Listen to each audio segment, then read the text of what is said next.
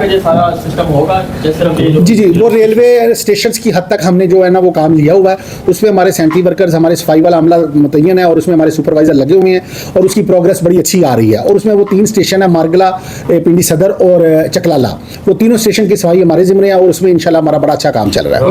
वो रेलवे ने आउटसोर्स किया हमें, वो रेलवे ने आउटसोर्स किया, अपना काम हमने आउटसोर्स लिया सफाई। जी सर। आपका 2 ऑपरेशन जो सफाई मुहिम के जी सर, आपके चले हैं विद इन रावलपिंडी सिटी चले, अब आप फरमा रहे हैं कि एक्सटेंड हो गए। जी सर, ठीक है, ये सारे ऑपरेशन जी सर होंगे तो गिरद के इलाकों में, तो उस हवाले से फंड्स की कमी तो नहीं दरपेश होगी? अल्हम्दुलिल्लाह। Number 2 sir, number 2, waste management की जो गाड़ियाँ हैं 12 साल पुरानी होंगी ज़्यादा से, आज वो यूँ लगता है कि शायद 50 साल पुरानी हैं गाड़ियाँ। मेंटेनेंस के हवाले से बड़ी महंगी गाड़ियाँ ले कंपनी है, ठीक है, उसको मेंटेनेंस के हवाले से थोड़ा सा फिट रखने की ज़रूरत है।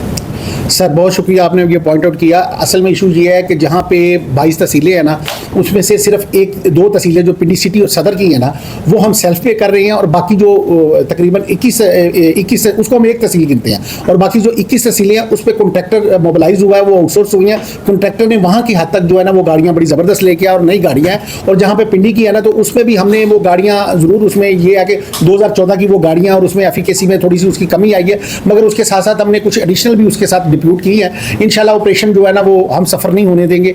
मेरा भी 2 साल का तजर्बा है और मैं आपके साथ ही रहा हूँ। आपने देखा कि हमारे वर्कर्स किस तरह से वो ये काम करते हैं, दिन रात मेहनत करते हैं और इसमें आप मुतमिन रहिएगा कि कोई पिंडी का और पिंडी डिवीजन का कोई ऑपरेशन सफ़र नहीं होगा। हम बिल्कुल ज़बरदस्त तरीके से ऑपरेशन को। अच्छा साहब, ये बताइएगा कि आपने कहा डिवीजन का आपके पास ऑपरेशन है, डिवीजन में तो कंट्रोलमेंट के इस तरह एरियाज आपके पास आ जाएंगे, तो उसमें अगर आप चले जाए प्राइवेट सोसाइटीज़ में जो गुज़ारे कायदे से मुल्हिका इलाके, वहाँ पे सफाइयों का क्या सूरत हाल होगी, क्योंकि डिवीजन का हिस्सा तो वो भी बन जाता है? सर उसमें ये है कि जो प्राइवेट सोसाइटीज़ है ना, जो तो हमारे साथ इन कॉन्ट्रैक्ट में हैं, उनकी तो सफाई वगैरह हमारी जिम्मेदारी होती है, जैसे कुछ इस्लामाबाद में फाल करती हैं। तो जो प्राइवेट सोसाइटी खुद करती है वो खुद करती है, उसके ऊपर हम चेक एंड बैलेंस रखते हैं कि कोई उसमें भी कमी कोताही ना हो। तो बाकी प्राइवेट सोसाइटी अपना उसका अपना मैकेनिज्म होता है, क्योंकि वो जब वो प्रॉपर्टी बेचते हैं तो उसमें ये सारी चीज़ें शामिल होती हैं।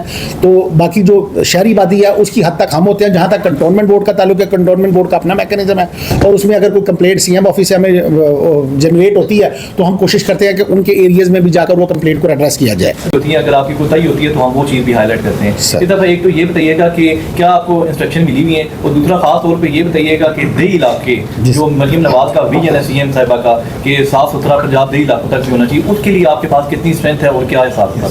सर सबसे पहले तो वो उन्होंने शाबाश जनरल दी थी, कोई लाहौर को उन्होंने नहीं उसमें पॉइंट आउट किया। और जो आईबी की और स्पेशल ब्रांच की रिपोर्ट्स में उसमें हमारा पिंडी डिवीजन नंबर 1 पे था, उसमें कोई शक नहीं। और जहाँ तक दही इलाकों का ताल्लुक है तो दही इलाकों में अल्हम्दुलिल्लाह हमने 11,500 के करीब वर्कर्स लगाए हैं, जो वर्कर्स एक यूनियन काउंसिल और यूनियन काउंसिल से आगे जो विलेजेस है वहाँ पर तैनात है। हमारे वेबसाइट पर आए, हम आपको उस वर्कर का नाम भी बताएंगे, आप किसी मौजे का नाम बताएंगे कि वहाँ कौन सा वर्कर डिप्यूट है तो हम उस वर्कर का नाम भी बताएंगे कि ये फलाना फलाना वर्कर उधर का। राना साहब, मैं आपसे ये पूछना चाहूँगा कि आप काम तो खैर हम देखते आ रहे हैं, लेकिन इसमें जो एक हर्डल पेश आती है वो ये कि आलाइशी जो शहर से उठा के नवाई इलाके में आप ले जाते हैं, जहाँ पर लोग शोर मचाते हैं कि यहाँ पर ये बदबू और तापमान जो रहता है। तो इस हवाले से कोई ऐसी इक़दामात है कहाँ पर इस दफ़ा जो है आइलैश करने लगाएंगे, और क्या उन लोगों से बातचीत हो चुकी है आपकी? कितने आपने ये डम करने के लिए जो है बनाए हैं? सर आलाइशों का जो है ना वो मैकेनिज़्म थोड़ा डिफरेंट होता है, आम रूटीन का जो है ना वेस्ट का मैकेनिज़्म डिफरेंट होता है। आलाइशें जारी बात है तफन फैलाती हैं और उससे काफ़ी ज़्यादा बदबू आती है, उसको हम डंप करते हैं, बाकायदा उसकी ट्रेंचेस हम बनाते हैं, ट्रेंचेस के अंदर डंप कर देते हैं, वो ऑटोमेटिकली वो गल सड़ जाती है। उसकी कोई स्मेल कोई तापन जो है ना वो हम नहीं फैलने देते। उसके बाद हम जहाँ जहाँ पे हमने अपने ट्रांसफर स्टेशन बनाए होते हैं वहाँ पे हम बाकायदा उसका आरक का छिड़काव करते हैं और ये सारा कुछ उसमें से खुशबू पैदा होती है। हम इस चीज़ का जो है ना ये मेजर्स जो हमने प्रिकॉशनरी मेजर्स हम लेते हैं ताकि कोई ताफन की जो है ना वो ना जाए किसी की तरफ। इसमें हम बिल्कुल विजिलेंट हैं। कोई जगह बताएंगे कहाँ पर आप इस दफ़ा जो है ये अलाइशे डंप करेंगे अलाइशें जहाँ मैं अलाइशें जो तो हमारा पिंडी सिटी और पिंडी तहसीलों का ताल्लुक है वो तो हमारा है लोसर में, और जहाँ पे जेलम और चकवाल और अटक है वहाँ की अलग-अलग डंप साइट बनाई हुई हैं, वो वहाँ पे उधर उनको होगा। और ये जितनी भी मतलब होगी ये सारी मतलब टनेज उसकी वेरीफाई होती है और बाकायदा उसका वेट होता है कि कितनी अलाइशें हैं, उसके बाद हमें पता चल जाता है कि इस दफ़ा ईद में कितना जो है ना वेस्ट ज़्यादा आया था पिछली साल की। तो भाई इजाफी जिम्मेदारियाँ दी गई हैं आपको, ज़िले से निकाल के डिवीजन में डाल दी गई। जी सर, ज़िले हम उसमें भी अल्हम्दुलिल्लाह विजिलेंट है और हमारी टीमें काम कर रही हैं। में हम पहली दफ़ा फर्स्ट टाइम डिवीजनल लेवल के ऊपर ऑपरेशन कर रहे हैं और ये बहुत बड़ा ऑपरेशन है। इसके ऊपर हमने तमाम अपने मुलाजमीन की छुट्टियाँ मनसूख कर दी हैं जो हर वक्त आवाम की खिदमत के लिए हाजिर रहेंगे। इसमें हमने जो प्लान बनाया है, हमारे पिंडी डिवीजन के 6 ज़िला आते हैं और तकरीबन 22 तहसीलें हैं और 22 तहसीलों में हमारी 407 यूसीज़ हैं और 2444 गाँव हैं।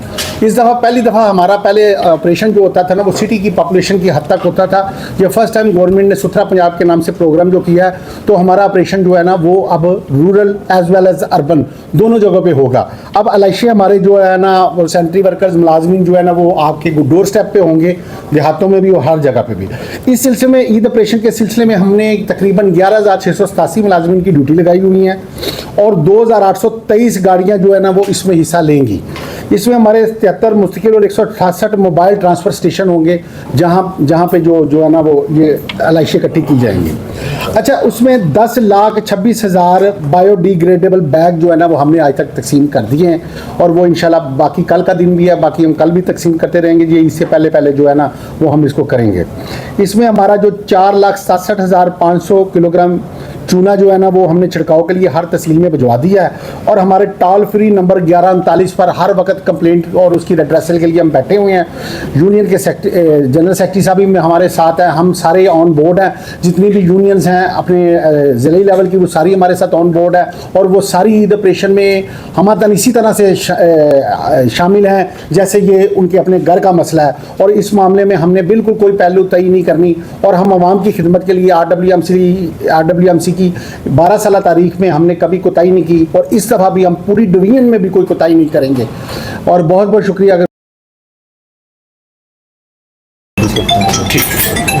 जो ज़ीरो वेस्ट वाली बात है, परसों भी मैंने, चूँकि एक हायरार्किकल सिस्टम है जिसके अंदर हर किसी की खास रिस्पॉन्सिबिलिटी है, तो 2 दिन पहले भी मेरे अपने सारे सुपरवाइजर्स के साथ मीटिंग हुई है और हमारी रूटीन का काम तो हो रहा है, लेकिन आज का और कल का दिन है हमारे पास और हमारा इसी पे फोकस रहेगा कि हम जो है कल की रात तक, क्योंकि परसों जो ईद की सुबह है वहाँ से ईद का वेस्टेज फिर आना शुरू होता है अराउंड नून 12 बजे के करीब, तो उससे पहले हमारी ये कोशिश होगी, ना सिर्फ कोशिश बल्कि हम ये इंश्योर करेंगे कि तब तक जो है हमारे जितने भी ट्रांसफर स्टेशंस और जो हमारे बिन्स हैं, जो हमारे 40 पॉइंट हैं, वो मुकम्मल तौर पर क्लियर हों।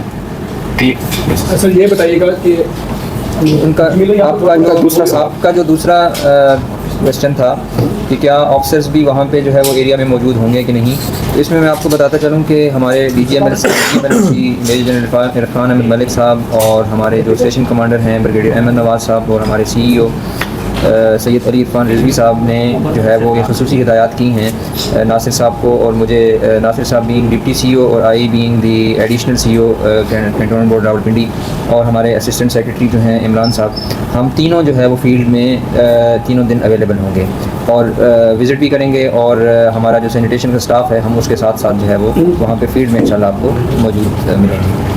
अच्छा सर, ये बताइएगा कि हर साल ईद से कबल जो है गैर कानूनी मवेशी मंडियाँ लगाई जाती हैं। अभी भी जो है एक भाटा चौक और इसके अलावा रावलपिंडी में 3 बड़ी मवेशी मंडियाँ कलर से चक्री रोड पर कायम हैं। इसके बावजूद रेंज रोड, शैले वैली, मिसियार और दीगर जो कैंट बोर्ड के एरियाज आते हैं वहाँ पे गैर कानूनी मंडियाँ कायम हैं। और उनसे जब बात की जाए आपने मंडियाँ क्यों कायम की गई हैं, एक तो बाद में तासुर दिया जाता है कि कहा जाए कि चले ईद के 4 रोज़ बाकी ठीक है काम कर रहे हैं, लेकिन वो इल्ज़ाम यह करते हैं कि हम कैंट बोर्ड को पैसे देते हैं जो गैर कानूनी कायम कर रहे हैं। इसी तरह वो इल्ज़ाम आयद कर रहे हैं, कहते हैं आपकी जो कैंट बोर्ड इंतजामिया हमसे पैसे लेती है गैर कानूनी जो मंडी हम लगा रहे हैं। इसके अलावा इसी के साथ मुस्लिम करूँगा कि गैर जो इंक्रोचमेंट और जो इस हवाले से भी आप सदर का विजिट करें कि अरबों मालिक का आपका एक प्रोजेक्ट शुरू किया गया था, ठीक है। उसके साथ ही सराउंडिंग में आप देखें वहाँ पे गैर कानूनी तौर पर कुर्सियाँ लगाई गई हैं, फुटपाथ पे चलने के लिए लोगों को मुश्किलात का सामना है। वो भी लोग ये इल्ज़ाम आयद करते हैं कि हम कैंट बोर्ड के जो आपके नीचे स्टाफ है उनको पैसे देते हैं तो हम यहाँ पे कायम हैं। तो इस वजह से आपकी टीम क्या एक्शन लेगी, एक तो गैर कानूनी मंडियों के हवाले से या जो इल्ज़ाम आयद कर रहे हैं रेंज और शहर वैली सदर के पॉइंट्स पे, तो इसको जहाँ तक ताल्लुक़ है गैर कानूनी मंडियों का, तो उसके लिए जो हमारा इन्फोर्समेंट सेल है वो पूरा एक्टिवली काम कर रहा है। और कल भी जो है वो AC कैंट के साथ भी हमारे डिप्टी CEO ने मिलकर जो है वो ऑपरेशन किया है।